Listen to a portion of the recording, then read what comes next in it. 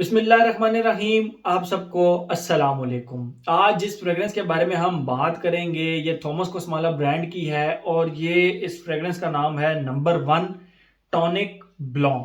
Tonic blank पढ़ें, tonic ब्लॉन्ग पढ़ें, जो भी आपको मुनासिब लगे। मैं पहले आप लोगों को इसकी बॉटल दिखाता हूँ, फिर मजीद इसके बारे में हम बात करते हैं।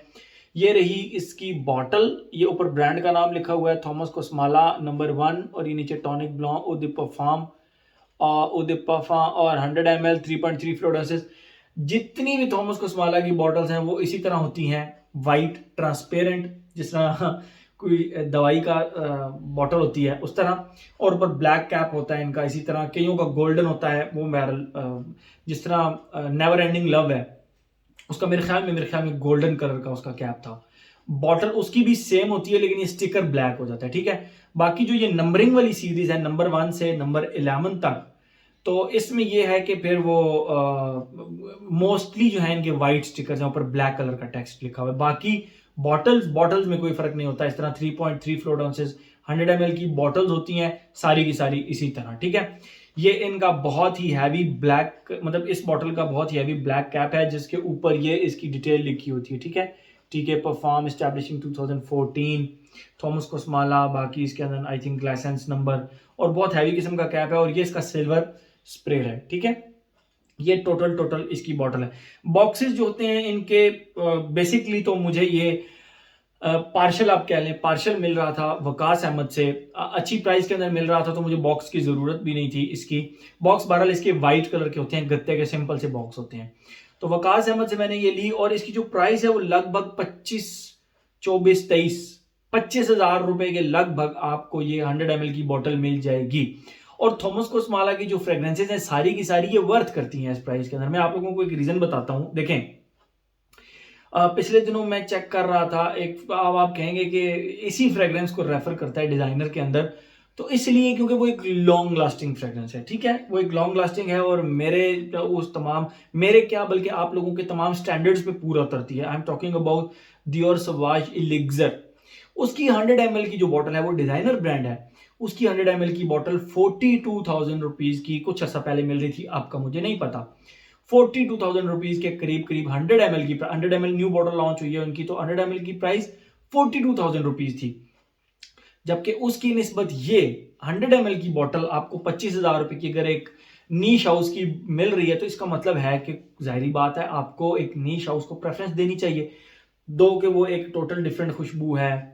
मैं सिर्फ इस खुशबू का कंपैरिजन नहीं कर रहा सवाज के साथ, मैं हाउस की बात कर रहा हूं कि अगर एक डिजाइनर हाउस की खुशबू आपको 42,000 रुपए की मिल रही है। शनैल की बात कर लेते हैं हम। शनैल का एक्सट्रीम, शनैल का स्पोर्ट्स एक्सट्रीम, क्या नाम है उसको, मुझे जहन से एकदम निकल गया।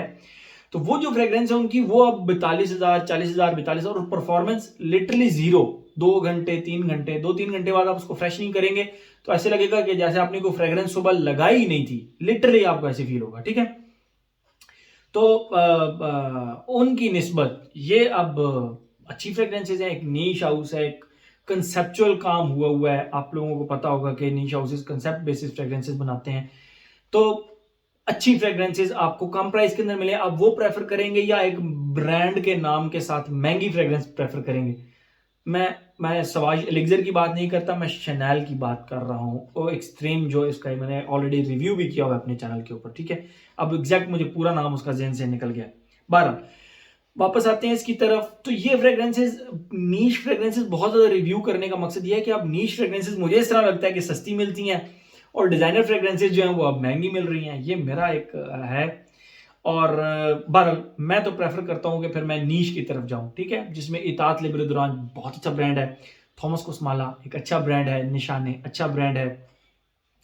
उसके बाद बहुत सारे नीश हाउसेज अब मैं ट्राई कर रहा हूँ, साथ साथ उनके रिव्यूज भी अपने चैनल पर डाल रहा हूँ। तो ये परफ्यूम्स द मार्ली बहुत अच्छा ब्रांड है। तो मैं समझता हूँ कि इनकी प्राइसेस अब जस्टिफाई करती हैं जब मैं डिजाइनर की प्राइसेस को देखता हूँ, ठीक है। तो वापस आते हैं अपनी फ्रेग्रेंस की तरफ। तो ये है जी हमारा थॉमस कोस्माला नंबर 1 टॉनिक ब्लॉन्ग। इसकी फ्रेग्रेंस के बारे में हम बात करते हैं।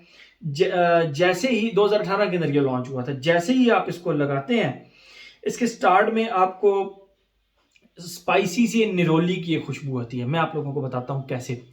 आप लेमन के पौधे के करीब जाएं तो लेमन के पौधे के ऊपर जो पत्ते लगे होते हैं उसको कभी आप खुशबू करें तो वो बहुत ज्यादा स्पाइसी सी ग्रीन मिर्चों की तरह उसकी खुशबू होती है, ग्रीन लीफी सी but at the same time spicy, लीमू के जो पत्ते होते हैं, ठीक है। और निरोली की खुशबू लिटरली इस तरह होती है जिस तरह लीमू के पौधे के ऊपर जो उसके फूल लगते हैं, आप उसको कभी खुशबू करें तो उसके अंदर से आपको मोतिये की खुशबू आएगी, लेकिन खट्टे से मोतिये की, खट्टे से मोतिये की। तो वो जो खट्टे से मोती की खुशबू प्लस लीमू की स्पाइसी ग्रीन लीफी सी खुशबू, इन दोनों को आप ज्वाइन करें तो इसका स्टार्ट बनता है, इसका फर्स्ट फेज बनता है। कुछ लोग कहेंगे कि ये निरोली पोर्तोफिनो से थोड़ी बहुत मिलती जुलती है। नहीं, निरोली पोर्तोफिनो में निरोली बहुत ज्यादा प्रोमिनेंट है और उसमें ग्रीन लीफी सी खुशबू एटलीस्ट मुझे तो फील नहीं होती। I am talking about Tom Ford Neroli पोर्तोफिनो।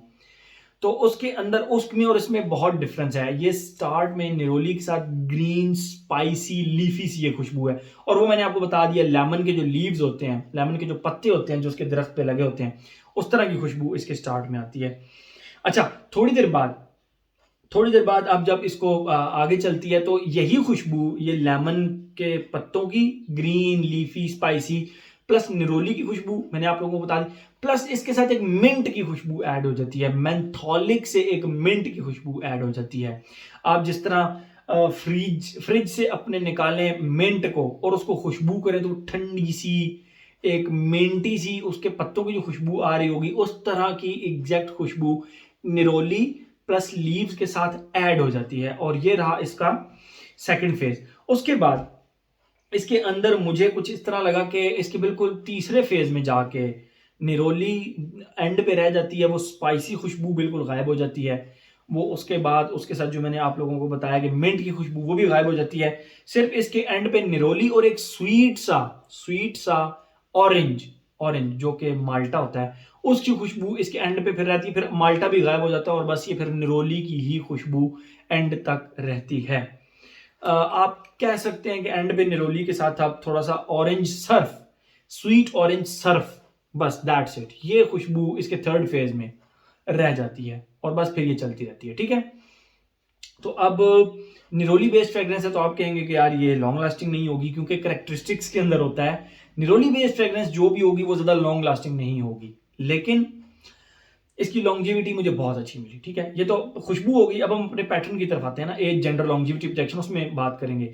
As की बात करें, मुझे थोड़ी सी मेच्योर ये फ्रेग्रेंस लगी निरोली की वजह से। निरोली जो एक नोट होता है ना परफ्यूम के अंदर, परफ्यूमरी के अंदर, वो थोड़ा सा बोल्ड नोट होता है, थोड़ा सा एक आप कह लें कि डेयरिंग सा होता है, ठीक है।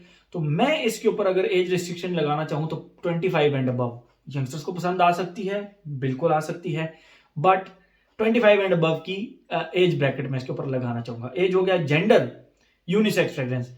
अगर ये किसी लेडी ने लगाई हो मुझे बिल्कुल बुरा नहीं लगेगा, अगर ये किसी लेडी ने लगाई हो, और अगर ये कोई मर्द लगा के मेरे सामने है तो मुझे बिल्कुल बुरा नहीं लगेगा। यानी it's a perfect unisex fragrance. वो लेडीज जो कहती हैं कि हमें एक अच्छी फ्रेग्रेंस रिकमेंड करें तो उनके लिए ये फ्रेग्रेंस भी फिर रिकमेंडेड है, ठीक है। एज हो गया, जेंडर हो गया, लॉन्जिविटी, प्रोजेक्शन, यस, मुझे इसकी 6.5-7 घंटे लॉन्जिविटी मिली।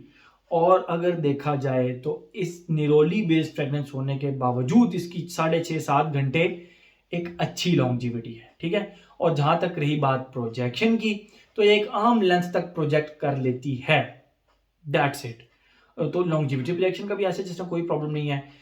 अगर आप इसको 4 घंटे 5 घंटे के बाद, मेरा नहीं ख्याल, मैं वैसे ना, मेरी एक रूटीन है कि मैं एक फ्रेग्रेंस दिन में सिर्फ एक दफा लगाता हूँ, रीफ्रेश नहीं करता, रीअप्लाई नहीं करता। आपके ऑल्फैक्टरी रिसेप्टर्स को भी थोड़ी सी रेस्ट चाहिए होती है ना, तो आई डोंट थिंक सो। मैं इसको एक बार लगा के आई एम सेटिस्फाइड, 6 घंटे 6.5 घंटे 7 घंटे चल गई, दैट्स इट। मैं रिफ्रेश नहीं करता, मैं रिफ्रेश नहीं करता फ्रेग्रेंस, चाहे मुझ पे 1 घंटा चले, चाहे 8 घंटे चले, चाहे 24 घंटे, मैं रिफ्रेश नहीं करता जस्ट इसलिए कि वो प्रोजेक्ट दोबारा से करना स्टार्ट कर दे। नो, आपकी ऑल्फैक्टरी रिसेप्टर्स को भी थोड़ी सी रेस्ट चाहिए होती है, ठीक है, ताकि आपकी ये जो नोज है ये लॉन्ग टर्म चलता रहे, बजाय इसके कि आप रिफ्रेश कर कर कर करके अपने नोज को ना वो यूज टू कर दें और वो नोज ब्लाइंड जल्दी होना शुरू हो जाए। तो मैं रिकमेंड नहीं करता कि आप रिफ्रेश करें। एक फ्रेग्रेंस एक दिन में एक बार, दैट्स इट।